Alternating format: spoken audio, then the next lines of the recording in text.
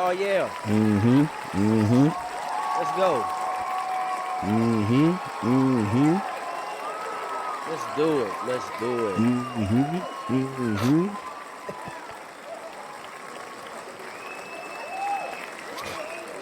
He said, "What?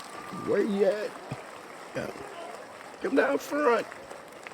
I got a seat down front." Coming to you live from the Sit Your Ass Down Studios. Welcome to the Me and D Pops and Son. podcast. For that ass. It can only be for that ass. No Diddy. For that ass. No Pause. Diddy. Today is April the 6th, 2025. We thank you all so much for listening to us. Upset City is now in San Antonio. Houston went on an 11-1 run in the last minute to battle back and take down Duke 70-67 and will play Florida in the national championship game tomorrow, Monday night. What a comeback, D. Did you see it? Yeah, watch the game. It was crazy. That's how basketball goes. You got to play to the final minute, the final whistle. It was just back and forth, but whoever can gain that momentum and go on those late runs usually gets it done, son. And they got it done. It was crazy. It was a good game, though. Great game. I almost gave up on it. Because it looked like Duke was pretty much running away with it. Not pretty much. They were running away with it. They had an 11-point lead late. And yeah, they were stunned. Kelvin Sampson could become the first African-American coach to win the men's NCAA title since Kevin Ollie led UConn to the victory in 2014. Hubert Davis did take North Carolina in 2022 to the championship game, but they lost to Kansas that year. So I'll have my eyes on seeing what old Kelvin Sampson can do, because I know he's been trying to get to that title game for many a year and just hadn't been able to get over the hump to get there, but he's there now. Houston's got a good squad. I know we've mentioned them off and on throughout the season as we've been recording. So yeah, that's going to be an interesting game. We'll talk about it in a minute. We'll go to our usual items that we lead off with. Rest in peace, Val Kilmer, actor of Batman Forever, Top Gun fame, passed away earlier this week. George Freeman, a celebrated jazz guitarist, passed away. Sean Barbara Allen, actress. And then a little closer to home, former Mizzou player and father of former Mizzou quarterback Drew Lock. Rest in peace to Andrew Lock, who passed away this week. Rest in peace to those folks. Birthdays celebrated today on April the 6th. Tim Hasselbeck, former NFL quarterback and now analyst. Donnie Edwards, linebacker, celebrates a birthday. We mentioned this gentleman a few weeks ago. He passed away, but he would have celebrated a birthday. Former NBA player Oliver Miller. Olaf Kolzig, German NHL goalie and coach. Brett Boone celebrates a birthday, former infielder for the Cincinnati Reds, Atlanta Braves. Bert Blyleven, Hall of Fame pitcher, celebrates a birthday today. He won a world championship with the Minnesota Twins. And then Smokey Joe Williams, American Baseball Hall of Fame pitcher, played in the Negro Leagues, the Mexican League, the Caribbean League. He pitched a no-hitter in 1919. Happy birthday to those folks. A little bit of history, man. We got a lot of history that actually happened on the 6th of April. In 2020, the 149th British Open Men's Golf Championship was canceled for the first time since World War II due to the COVID-19 pandemic. In 2015, the 77th NCAA Men's Basketball Championship, Duke beats Wisconsin 68-63. Duke. Blue Devils point guard Tyus Jones had 23 points. In 2014, the Kraft Nabisco Championship Women's Golf Tournament, 19-year-old Lexi Thompson shoots a bogey-free final round 68 to win her first major title, 3 strokes ahead of Michelle Wie. In 2010, Maya Moore scores 23 points to help Connecticut rally from a horrible first half to beat Stanford 53-47 for its second straight undefeated championship season and its 7th national title. UConn 39-0 on its 78th straight, extending its women's NCAA record for consecutive victories. 2004, same thing, 23rd NCAA Women's Basketball Championship. Connecticut beats Tennessee 70-61. UConn's Diana Taurasi is named Most Outstanding Player for the second straight year. In 1992, the first game was played at Camden Yards. It's now Camden Field. Orioles beat Cleveland 2-0. In 1991, there's a lot of history on this day. Argentine soccer star Diego Maradona suspended for 15 months by the Italian league for testing positive for cocaine use. 1987, I remember this one. Sugar Ray Leonard returns to the ring after a 3-year layoff to upset Marvelous Marvin Hagler in a 12-round split decision for the middleweight title, becoming boxing's 10th triple champion. 1973, it was Roberto Clemente Day in Pittsburgh. They retired his number 21. And in 1973, Ron Blomberg of the New York Yankees becomes the first major league designated hitter in an opening day game against Boston. So Man. those are your rest in peace, your birthdays, and a little bit of history, all that took place this week and on today, April the 6th. Nice. All right, son. And a little bit of NHL news, man. You called it. You said if Alex Ovechkin got hot, went on a streak, he could do it. He scored 2 goals on Friday night to tie the great one, Wayne Gretzky's all-time careers goal scored of .894, and he just needs one more to break the record to make it his own. They will travel, they being the Washington Capitals, will travel to New York today to play the Islanders. But the great one was on hand Friday night to witness the history. And, man, Ovechkin this last week just went on a tear. Like I said, he scored 2 on Friday night to tie the record. Monumental feat. I mean, shoot, yeah, all he had to do was get hot, which he did. So, shoot, he's on his way. Shoot, just seeing that goal, you get a goal set in front of you, something you could chase for, it amplifies your game. So he's definitely trying to.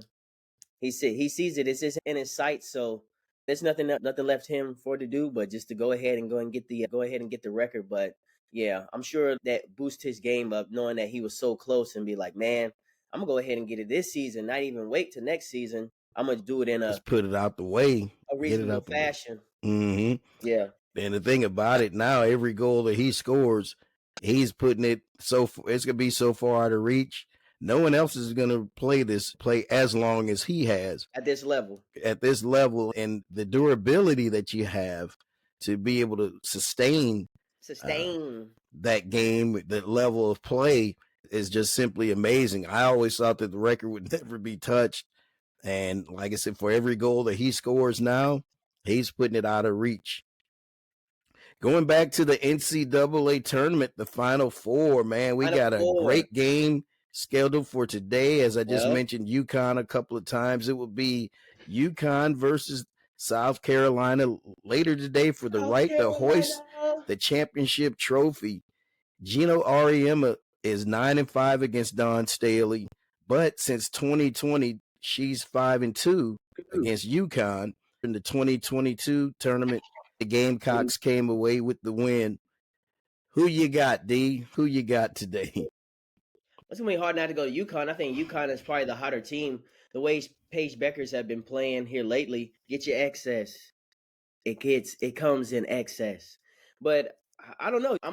I'm rooting for South Carolina, but there's something about this year, man. It's something about this year. I feel like this is Paige year. I think that because not only is it Paige Beckers, they have an overall good team. UConn has a good overall team, and they got size. Yeah, I don't know. Put it on wax because I hate to go against my girl Dawn. Right. As far as coaching wise, I'm going for Dawn. But as far as team, I think UConn has the better team with Paige Beckers. So man, that would be tough. I'd be remiss if I would root for UConn, knowing that I got that little that we've been talking up over the past year, South Carolina. So I'm gonna go South Carolina winning it. I'm gonna go South Carolina winning it. I'm torn as well. I definitely can identify the fact that, like I just mentioned, UConn has size and they can score. You got Sarah Strong, who's good. I'll mention her in a minute. I forget the young lady, Aziz, I believe is her name. They've just got an overall good team, and Paige doesn't even have to carry them.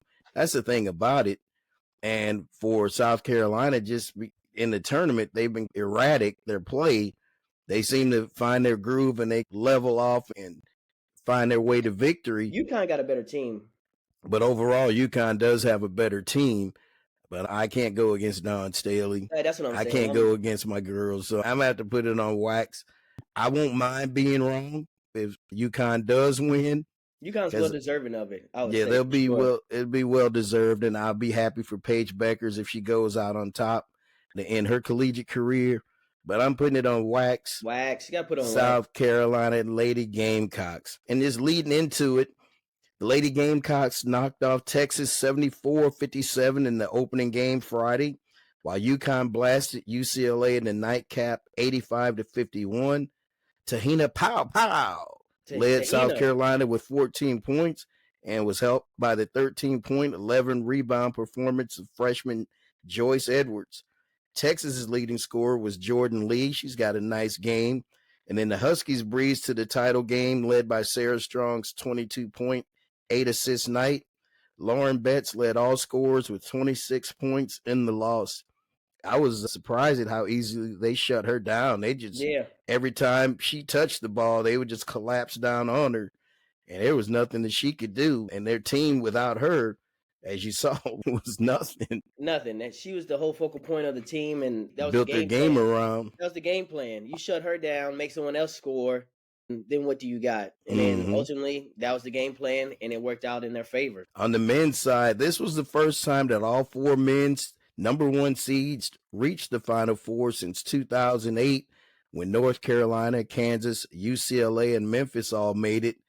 In the opener on Saturday, Florida took down Auburn 79-73. Good game. Walter Clayton Jr. led all scorers with 34 points. He went crazy. And as we mentioned at the top, Houston's press proved to be too much down the stretch, and the Cougars prevailed and stunned Cooper Flagg and the Blue Devils. L.J. Cryer led the Cougars with 26 points, while Cooper Flagg, who had a look at a game winner, it fell short. He had 27 points. I was disappointed in the last shot just because I thought he could have gotten a little bit closer to the rim and then just laid it off the glass like he had been doing. He had been going strong to the hole. Obviously, we knew who was going to get the ball down the stretch. Right. Yep. And I was just shocked that he settled for a jumper when he could have gotten a lot closer and probably could have caused a foul and just won the game at the free throw line. But all in all, great comeback by Houston. I can't knock what they did. Can't knock their hustle. For real. Literally can't knock their hustle. No. Great game, though. Great game. And like I said, sets up a great championship game between Florida and Houston. Who you got? Let's put it on wax. Florida. You see that one? I'm going Florida for the way how they played. I think Houston has the hustle. They got overall team. I think what carried them in that game was beating Duke, was beating Cooper Flagg, was doing the upset of their number one, and no one really thinks they should be there. I think that's what willed them to that win, was pretty much all momentum. But Duke had that game. Yeah, Duke they had won that game, and I think Duke should have won that game. I don't even think we should have be talking about Houston because Duke collapsed. But we're here talking about them. I don't think they're a better team. What I saw from Florida, though, I think Florida is because Auburn was a real good team as well. Auburn was up in that game too as well. Now, Walter Clayton Jr., he was a beast going off for 34. They rallied around him to get them going. But as far as 2 for 2, I'm going to go Florida Gators winning this one. I'm going to have to agree with you, son. Like you said, Houston looked overmatched for most of that game. It was just the last 5 minutes. It seemed Duke took their foot off the pedal. Yeah, that's all it was. And then that press, I'm like, okay, you all hadn't practiced how to inbound the ball. That killed me, how they just all of a sudden, like, they nutted up. And A it little just pressure could. on them. They put that pressure on them and they folded. Like I said, Houston at times really looked like they didn't even belong in that ball game. So you had to give them credit. And to your point, trying to prove that they belong, that they were overlooked for most of the year. They probably left a lot of their game on the floor last night, which is not going to translate into them having a Right. positive game tomorrow. They're not going to have the energy and the adrenaline that they'll need to get over the top. And I've seen Florida fight back most of this tournament. Seems Most like of the every time, game they're yeah. down and they figure out a way, especially behind the play of Walter Clayton Jr. Walter Clayton Jr. I got to go with Florida, son. So I'm a agree with you there. I'm going Gators. The Naismith Players of the Year, Cooper Flagg on the men's side and Yep. Lauren Betts on the women's side. And then the Coaches of the Year, Auburn's Bruce Pearl and Yep. St. John's Rick Pitino. Wow. They share the award. And then the Coach of the Year is UCLA's Corey Close. She won it for them. So ironically, all the top coaches or the number one coaches of the year and the players of the year are not playing for the title. Right. That's a lot of times how that pans out. That's how it go. Yep, you were great in the regular season, but you fall a little bit short getting to that title. The Crown Championship tournament ends today, and I don't want to overlook that because we were one of the only few places that I've heard talk about it. Right. I don't know if you saw any of the games that they played yesterday on Fox. Anyway, Boise State and Nebraska played in one semifinal game, and then UCF and Villanova played in the other semifinal. All four teams cashed in on the first championship. Nebraska shocked Boise. Remember, they had the better team coming into the tournament. Boise State did. They shocked them 79-69 to advance to the finals. And they'll face UCF, who went into overtime to beat Villanova 104-98. The winner between tonight's final between Nebraska and UCF will take home the $300,000, while the runner-up will pocket $100K. Man, it's a good tournament. I watched some of it Monday, and then I watched some Friday night, and then I watched some, obviously, yesterday, as I mentioned. No, that was Thursday night, and then yesterday. But anyway, it's a good tournament. Yeah. And for teams looking to make a little money for their school and for their players, I'd settle for that championship or that tournament anytime. One, to get a little bit more exposure. You're out in Vegas, you got a free trip, and you're playing for money. You're not playing for a trophy. You're going to get a trophy, but you can put a little money in your pocket. Yep, absolutely. Put a little money in your pocket. And playing basketball for some bread and being in college, you don't have you have the benefits of NIL for some players or big time players, but a lot of these players who don't get that opportunity or not have the big of a following or something like that don't really get that money. They just get what they get. So this is an added incentive, and it allows for teams to, if you don't make the tourney, if you don't make the NIT, hey, we can play some meaningful basketball still. We can still be a champion, and we get a little cheese. We get a little, who doesn't like some extra money in their pocket for playing basketball? I mean, doing what you already love to do. Doing that's something you would do for free that you've been doing for free, and then you get a couple grand. Oh, come on now. Like, I honestly, if you don't make the NCAA, I'm not even going to the NIT. Exactly. I'm going to that Crown Championship. Give me some cheese, just so I can be like, man, at least I can. It's something you can hang your hat on and just be like, okay, the season didn't go out how I want it to be, but I'm $10,000, $12,000 richer. Exactly. So can't hate on that. Can't be mad. Can't be mad. Did you know this was a thing? The NFL they announced that they will incorporate AFFC records and stats into the official record books. For those who didn't know, because I didn't know it was a thing, the All-America Football Conference existed from 1946 through 1949 as a direct competitor to the NFL before they folded. Out of that, they produced the Cleveland Browns, the Baltimore Colts, and the San Francisco 49ers. The 49ers. So with the additions of those records, Tom Brady now is tied for the most championships won with Otto Graham, who also had a 7-3 record in title games. And Paul Brown now has won 7 titles as a coach, which now surpasses Bill Belichick, who had won the most with 6 championships. So that little addition changed the record books, and a lot of people didn't know that, haven't heard that. I Right. didn't know it was a thing, never heard of the All America Football Conference. Didn't know it was a thing at all. Didn't know it was a thing. Shoot. 3 rules changes that came from the NFL owners meetings held this past week in Palm Beach, Florida. 1, all touchbacks will give the receiving team the ball at its own 35-yard line as opposed to the 30-yard line. Further, both the kicking and receiving teams will be aligned closer together to restrict movement and reduce space and speed. Thoughts on that one, son?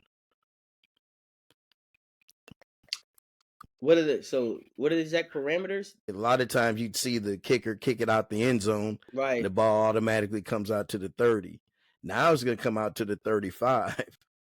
Personally, I would rather go ahead and just do a standard kickoff and take my chances on stopping them around the 20, 25-yard line. Yeah.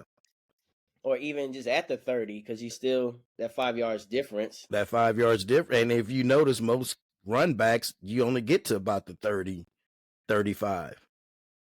Man, so pretty much they want to see more opportunity for the return. Mm-hmm. For the skill returners, just so you can get a return, potentially get, because I guess last year there wasn't a lot of kickoff returns. You didn't see a lot of kickoff returns like that. You just kick it out the end zone. You just kick it out the end zone because a lot of these kickers have a powerful enough leg.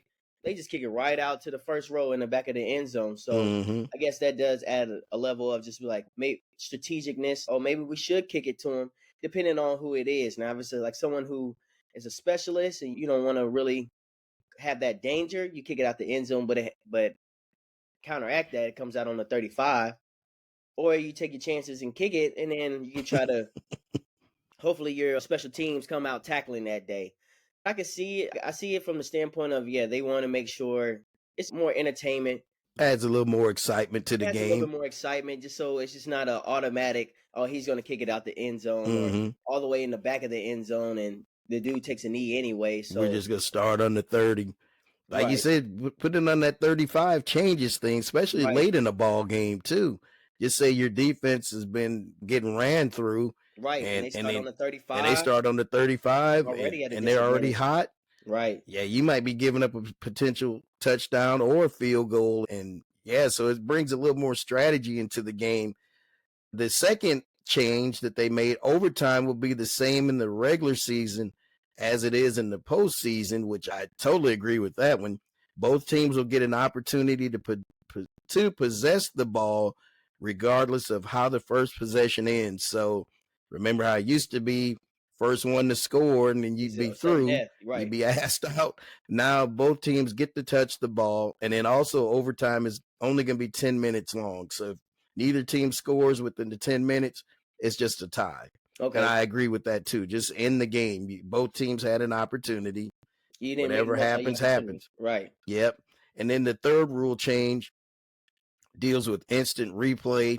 And the gist of it is replay assist can pick up a flag if there's clear and obvious video evidence that a foul didn't actually occur. So if they throw a flag and then they go back and look at it, the rules assist can say, hey, that really wasn't a penalty, pick the flag up.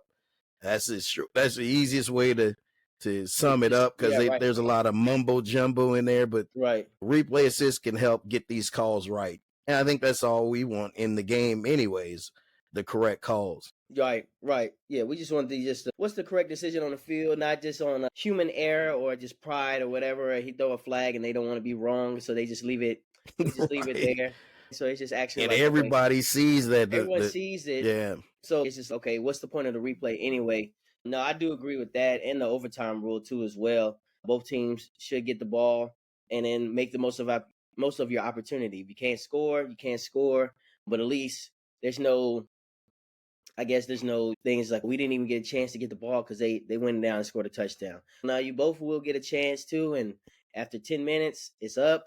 So whatever happens, happens. But at least you had a fair chance. So there's no excuses. Yeah, So they're making some good rules to make it a little bit more fair. I know you can't make everything 100% fair, but they're trying to make it to where each team has a fighting chance. Because what about the people who say if your defense was any good, you'd have stopped them? Right. But I like the fact that, okay, we both have an opportunity.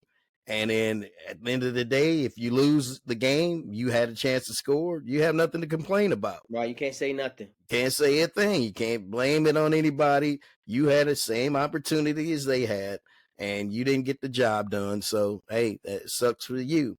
A couple of other things, and I'm going to bring this up on the Outside the NBA, which Outside we'll the record NBA. tomorrow Hey. for you folks who will be listening to for that this week. That will be out this week.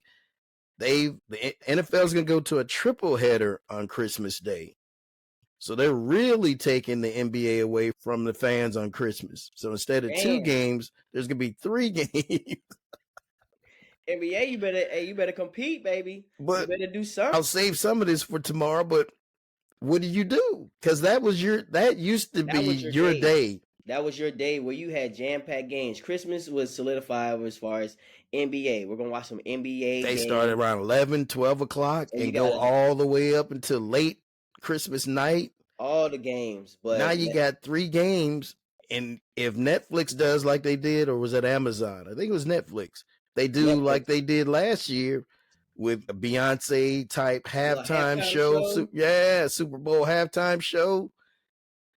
I mean, that was worth watching just for that. Just because you're getting people who don't, because you people getting fans of Beyonce, people who like to see. It's the same thing for the Super Bowl. There's a lot of people who tune in not for the game, but they want to see the halftime performance. Right. And you get like they did last year, Beyonce with the Christmas and everything. People are going to get drawn to that. So I'm gonna tune in. All eyes are going to be on that anyway. They're not worrying about no NBA, and especially they put on good games. They do. They put on some real good games for. Man, they put in some headline games to where that Houston Ravens game was a good game, and Lamar Jackson showed out in that game on Christmas. I was glued to it. That was one of the things that they came out of the meetings with. And then the other is that at least 4 times a year, your teams can wear throwback uniforms. So for those who are in the uniforms, I know I am, and I like the throwbacks for most teams. At least 4 times a year, they're going to be able to wear their throwback unis. So that'd be interesting and worth watching for. Let me get our pet out. We hadn't had him on in a couple weeks, and he was mad at me when I fed him. Damn, Jink. You better tell him to hold it down. Come on, Jenkins. This segment is You're a Jackass. You're a Jackass. You know who it is, D. Ja Morant. Oh, man. You know, he was in the Jackass Hall of Fame. No, the Sit Your Ass Down Hall of Fame. Remember we put him in there a few years back, a couple of years back? For sure. He's back to his jackass maneuvers again. He was fined $75,000 for his back-to-back nights of doing the pointing the gun gesture. He did it to Golden State on Thursday night. Then he turned around on Friday night and did it to Miami. I take it back. It was Tuesday night and Wednesday night. Yeah, it was Tuesday and Wednesday night he did it. And the league warned him when they interviewed him on Wednesday. And then he turns around the same day and does it again up to the Miami team. Now, with his past history with guns and being around guns and pulling guns out and being in videos with guns, he shouldn't even want to have a water gun for his kids. Man. So it's immaturity. It is a jackass move. Of course, he's doing it on purpose. Pretty much the same. Oh, he's definitely doing it on purpose. He's trolling. Now, what made it is his history. What made it a big deal is his history, and he got warned before. Exactly. So, and still did it anyway. But the gun celebration, that's been used before, though. It's been countless. Oh, it's been used by several people, but they don't have a history of, like you said, a misuse of guns or misrepresentation of guns. And you've been in trouble with guns, and you missed games because of your behavior outside of the NBA. You got suspended for it. So the fact that you would want to still associate yourself with it, it's just, man, you trolling. It's not a smart move. I get you want to stick it to the NBA, but at the final say so, that's the company. They stuck it to your bank account. Right. That's the company you work for. If they decide to suspend you again, like There's not another NBA out there. There's not what other employer are you going to get this type of money from that besides the NBA? Where you gonna go to the G League? What you gonna go to? What you're not gonna be able to? You're gonna have to find another job. I think that's also another thing, bro. This is your job. You know what I'm Right. saying? At the end of the day, yes, you are in the NBA, but you still have people to answer to. You still have to do certain things, requirements of a job. You're a company man in a sense. You're a glorified company man because you still gotta follow the rules and guidelines. And if someone you're at work and they're like, "Hey, man, you can't be doing this in meetings or you can't be doing this as obscure gestures. We warned you before, we let it slip, and now you're doing it again, bro. You're not above the NBA. At the end of the day, if they want you going at the NBA, you're going at the NBA, man. So it's just not a smart move. It's a lot of immaturity. Yes, you want to troll, but at the end of the day, the NBA is going to get the final say. So And if they it had didn't just have any talked to trouble, you earlier in the day about what you did the night before. You turn around and did it again. Like F you, NBA. And like you pretty much said, they own the rights to you. You got more riding on this than just, that's you your know, employer. just reporting to the Memphis Grizzlies. You got Nike as a company to report to. You don't want to have a third or fourth or fifth shoe line come out. Your play on the court determines what you do in terms how much you can make with these deals. How many more endorsements? There we go. That's the word I'm looking for. How many more endorsements you can receive? This you don't want to tarnish your name. You want to be something that where companies look at you and this is the person we want for our brand. You doing the gun gesture is not inviting companies to want you to represent their brand, man. You're just hurting yourself at the end of the day. Yeah, what a jackass. He's just a jackass. Jackass. Jack still hadn't learned his lesson. Moving on to the MLB, Holy Torpedo Batman. Holy torpedo. Much has been made about a bat that's legal and that's been around since 2021. It used to be referred to as the bowling pin bat. The Yankees are the first team to have several players use it and use it effectively after they hit 9 home runs in one game last week, and they have 25 on the young season, 4 more than the next closest team, the Dodgers, who have hit 21. New York has been the talk of baseball, but they've done everything within the rules. And all it is using analytics to figure out what is your sweet spot. Where do you normally hit the ball and hit the ball the hardest? They just move the wood to that part of the bat, but it's all legal. And like I said, it's been around since 2021, and people are now just getting hip to it just because now the Yankees have several players that have adopted that bat and they come out slugging. They It's get an like, extra little pop on the ball, right, So right. like, I mean, it How can you complain about something that's legal and they figured out how to use it to their advantage? right. Especially someone's always gonna hate and say something, and oh, they got an advantage. It's in an unfair advantage, but like you said, it's legal. You use analytics, you use science. You look at the design of the bat and say, okay, where can we move the most impactful part? Where's the sweet spot? Like you were saying, Mm-hmm. and it only becomes a problem when it starts working for some other team. Like we see Right. the tush push or the brotherly shove.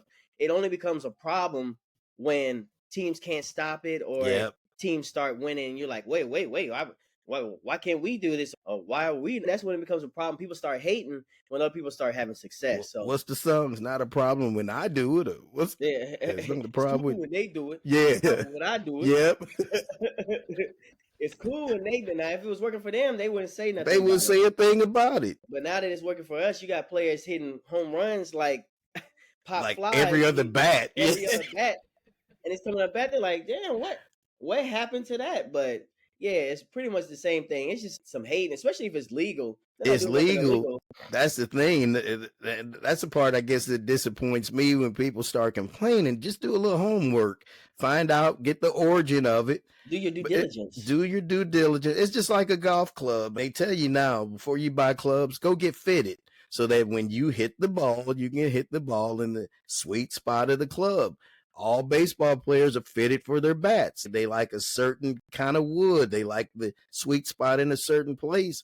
These torpedo bats, they do look weird, but again, it's analytically driven, science driven, and all it's going to do is enhance your play if you learn how to use it, if you embrace it. And then, like we said, there's nothing illegal about it. So, holy torpedo, Batman. Your Braves, Oh D, got their first win of the year man, Friday night. They won 10-0. What I didn't know is that Ronald Acuna Jr. hasn't returned to the lineup yet from his injury from last year.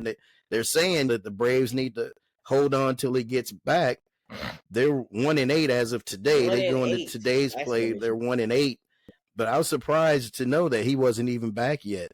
Yeah, he hasn't been playing the last couple games that I've been watching, paying attention to. Yeah, we have not looked good at all. This has been a rough start to the season, but getting our first win the other day is, yeah, that's pretty tough. At least it Yeah, was in the home opener. but yeah, it was like we said, it all depends on Acuna Jr. He's the focal point of our team. He's our leader. He gets the runs. He gets people going. It's not what I'm trying to say. It's not a good feeling to know that if he's not in the lineup, we still can't get no wins, and Right. no one else can step up to the plate. We got to wait to him just for us to start winning.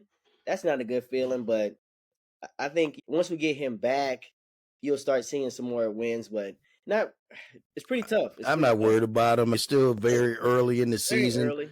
My thing is, though, he's going to have to come back and get into a groove pretty quickly Quick. as far as their expectations of knowing how much they need him, how much they depend on him. Yeah, he's going to need to come back quick, and he's going to have to come back hot. Quick All and right. hot. Moving on, son. It's time for the wild and the weird. Wild and the weird. This one's wild, weird, and sad at the same time. So a mom celebrates her son's prison release. Days later, she's found dead alongside his younger brother. Let that sink in. Yeah, that's A North Carolina mom was killed alongside her 15-year-old child by her older son after she celebrated his release from prison, police allege. Deron Dante Jenkins, 25. Jenkins. Dante Jenkins. Jink. Jink. That's actual Jink. 25 of Wilson has been charged with 2 counts of murder in the callous slayings of his mom, Dana, and little brother, Darren. He was released from prison on parole on March 25th after more than 3 years behind bars relating to a string of other offenses, including breaking and entering and larceny. In an emotional Facebook post on the day of Deron's release, Dana thanked God for her son's freedom. Quote, "My baby home," she wrote, "my MF baby. My baby is home. Lord, I thank you." She was inundated with supportive messages from loved ones who said they were happy for her family ahead of the reunion. "Welcome home, Big D," one friend said, while another celebrated her announcement as great news. But at 5:30 p.m. on this past Monday, police responded to a call on Snowden Drive. When they arrived, they found the 2 bodies already dead inside the house. Deron is being held in Wilson County Jail with no bond.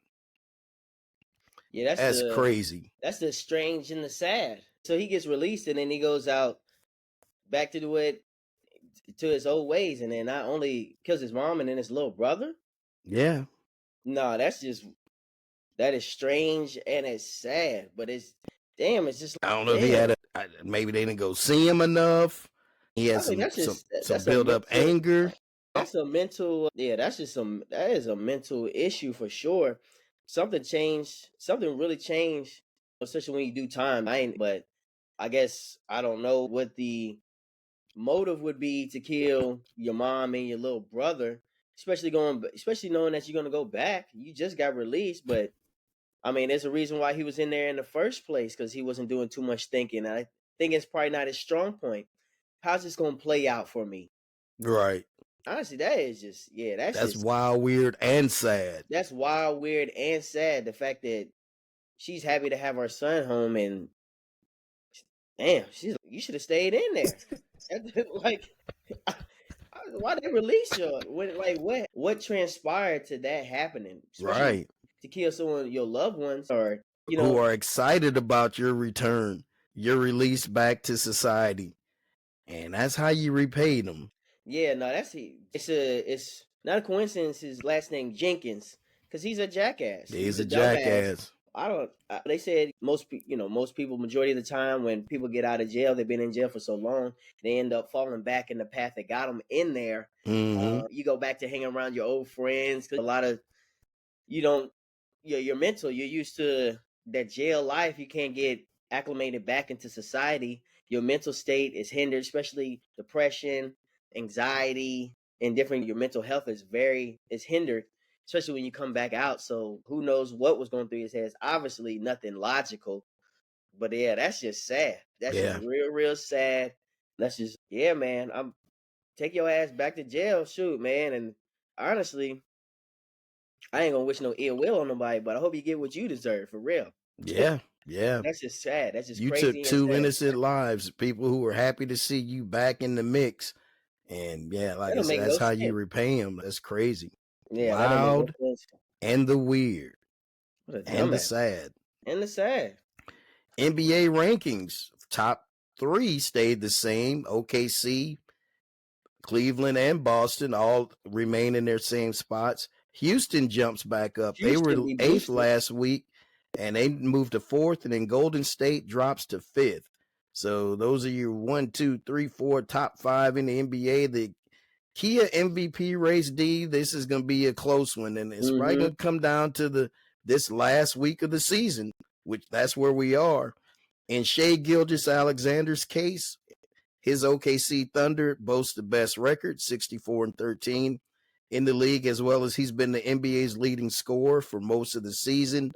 The Joker, Nikola Jokic, is willing his Denver Nuggets to the finish line. He's Willing. still averaging a triple-double in points, rebounds, and assists, and he's coming off a 61 point, 10 rebound, 10 assist game against Trippy Minnesota W. this past week Trippy in an W. overtime loss. But it is making it seem like, man, don't forget about me. I'm Don't. still here. I'm still the Joker, and I'm the reigning MVP. He's a three-time MVP, but he's coming off his third one this past season. So I'm still in Shea's corner, but Joker's making it hard. Yeah, honestly, I don't even think Joker cares about none of those He MVPs or nothing doesn't. like that. He's just playing basketball. He's just trying to win championships at the end of the day. It's like getting your first tattoo. After you get one, you're gonna want to get more and more. After getting that first championship and knowing that I can get there with my play, he's addicted to going back to the championship. He wants to go back to his country as like one of the best players that came out here where he's from, multiple champion, and be up there. I think ultimately he wants to be known as one of the best basketball players. Mm-hmm. But yeah, I mean the fact that he's a 3-time MVP, but arguably he could be what 5-time MVP for all the years that he's been He probably should have, in looking back at nomination. it, he probably should have won it the year that Embiid got it. Right, technically, but they Yeah. wanted it was the They same wanted to deal. change the narrative, They and wanted they want to someone change new. it again. Right. Because you could be just because you're an MVP, and then we'll probably talk about this on the outside the NBA. Just because you're the MVP doesn't necessarily mean you're the best player in basketball, if that makes sense. Exactly. That means you're the most valuable player to your team, and ultimately your success wills if you take that player away in that season, it's more specific towards the season, how they're playing in that season, how they play as a team. SGA say he does win MVP, that doesn't necessarily mean you're the best player in the world. And so Right. I know that that's weird to say, of course it doesn't mean, but no, for that season, for your team, you're the MVP. But we're seeing Jokic is one of the best players in the NBA right now. Period. Hands Period. down. Hands down.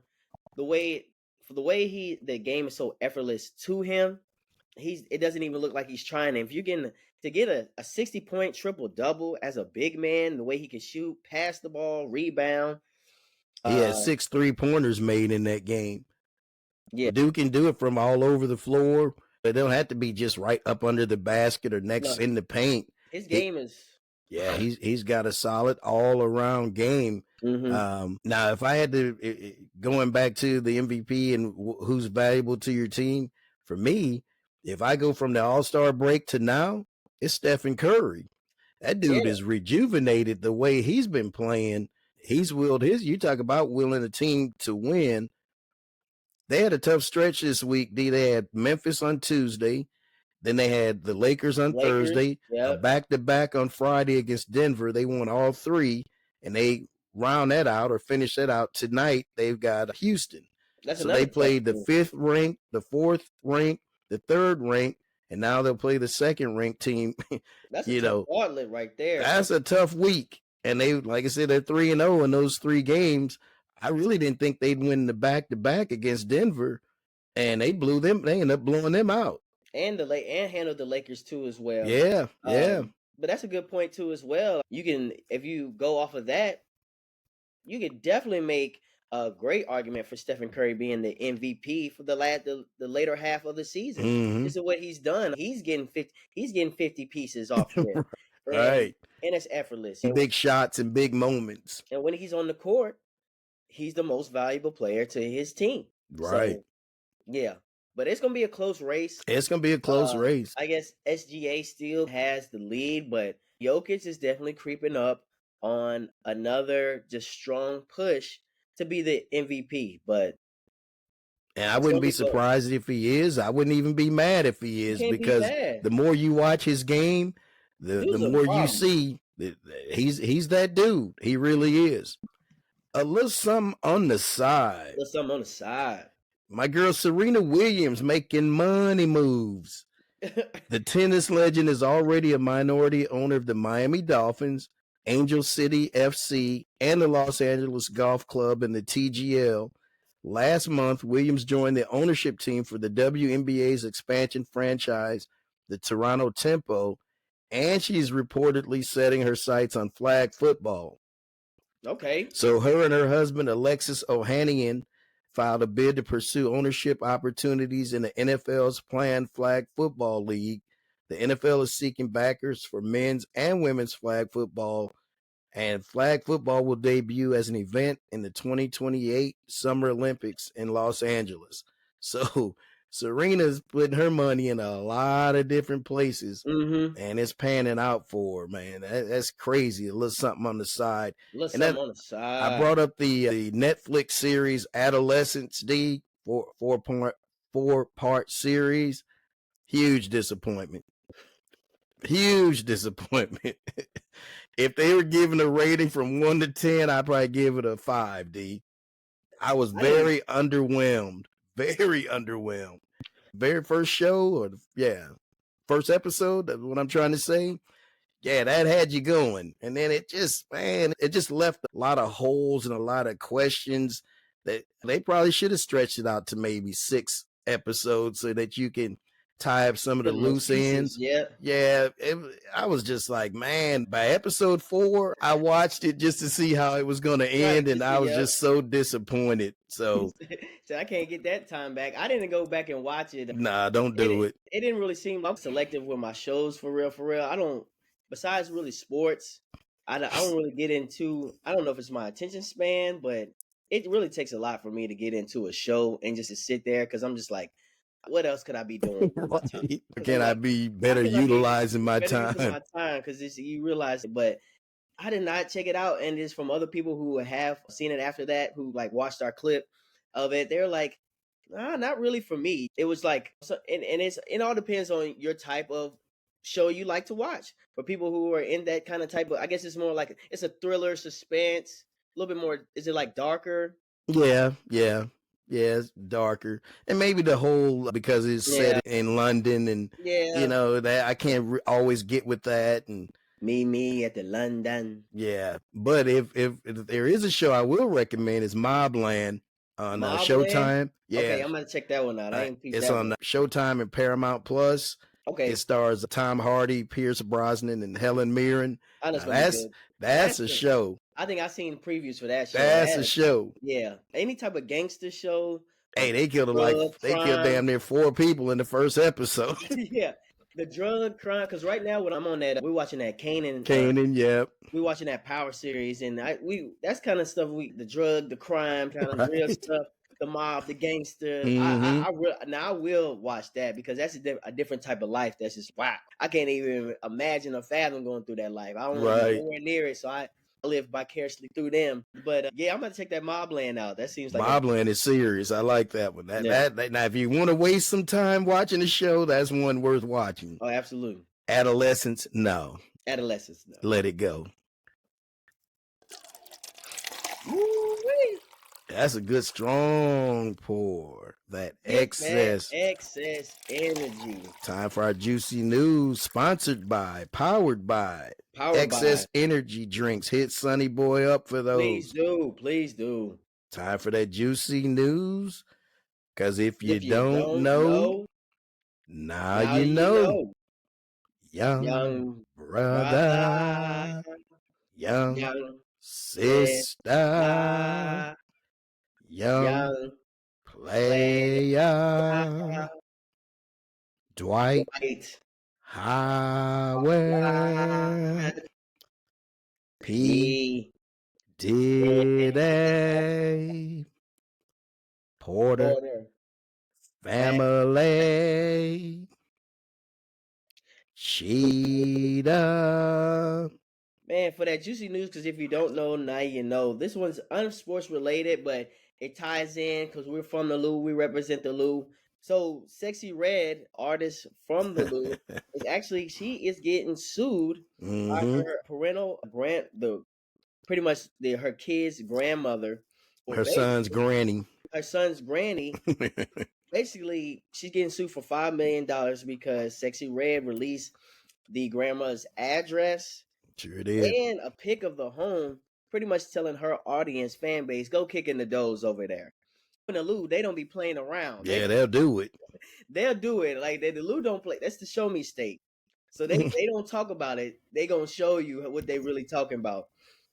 But she's getting sued for $5 million because the grandmothers actually they had to move out of her Hazelwood area home. And right now she's struggling to find a home that was compared to her home that she was living in. And she says she's living in constant fear. The fact that she had to uproot out of her home. You know how people, you can't just, your home is your special place. That's your sanctuary. Your safe space, supposedly, or should be. That adds turmoil and stress. So, sexy, this ain't sexy if you weren't in the limelight, you didn't have this money, and you were still over in North County doing your ratchet stuff. Maybe you could have got away with this, but you're in the limelight. You're a celebrity.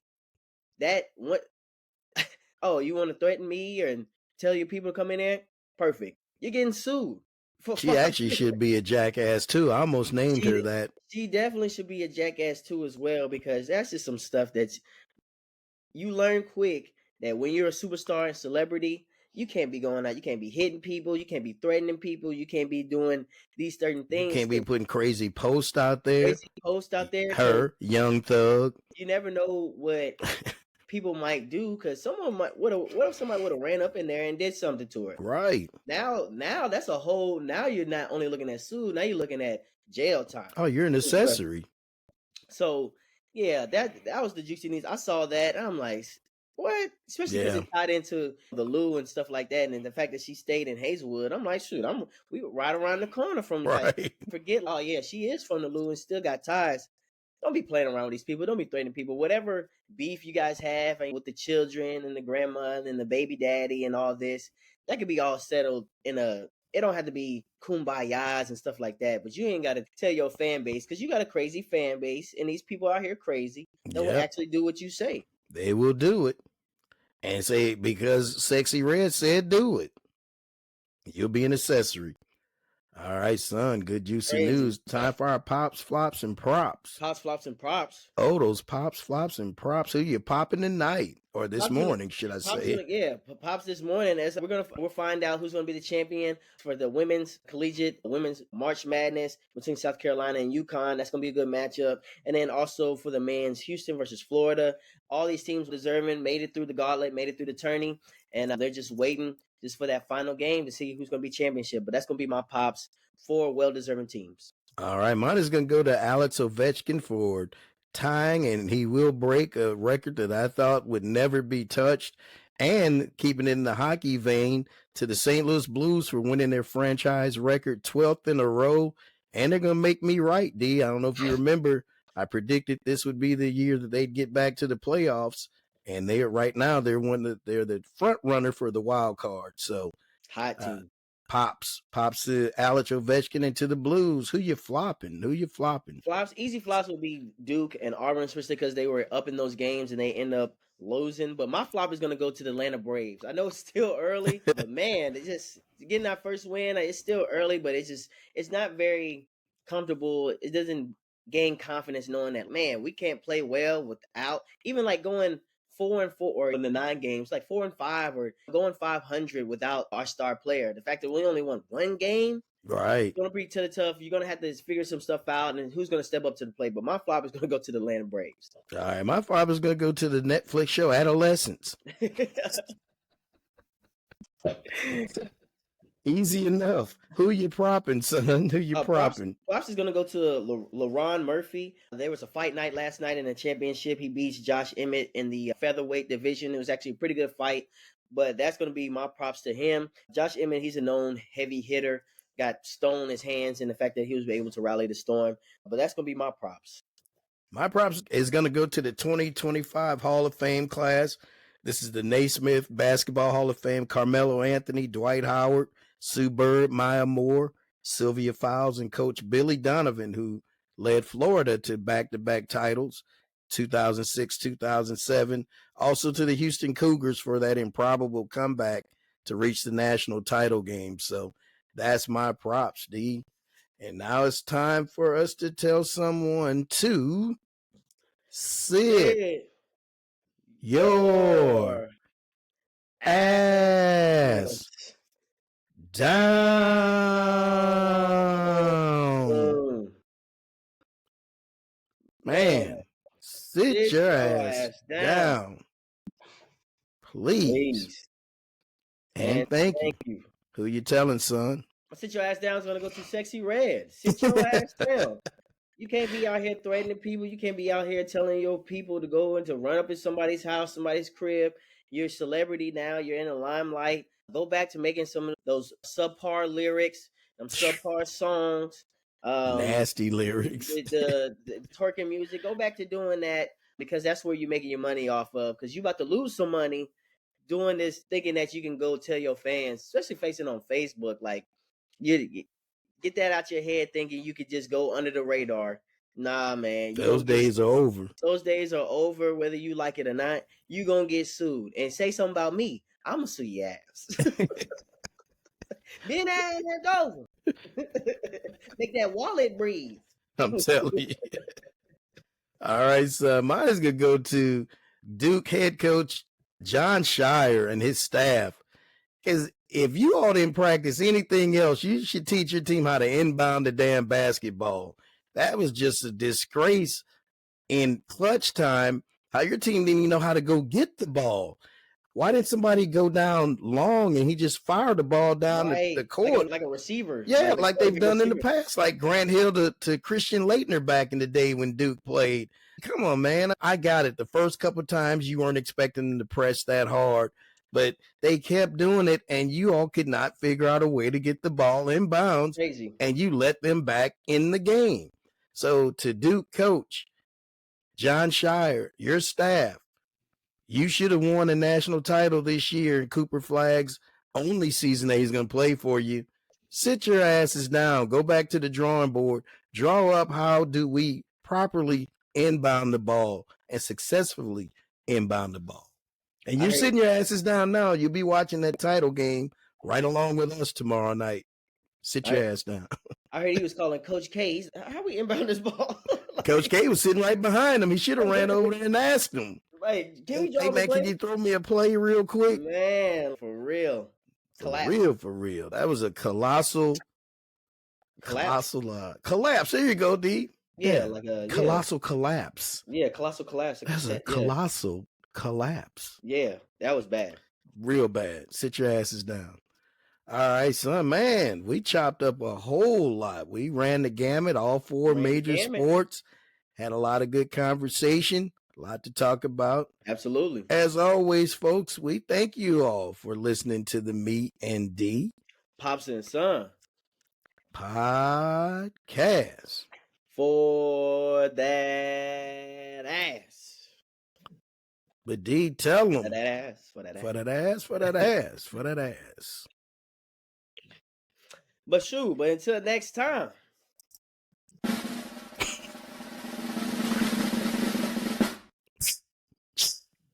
I'ma holla at you. I'll let you boy. Holla at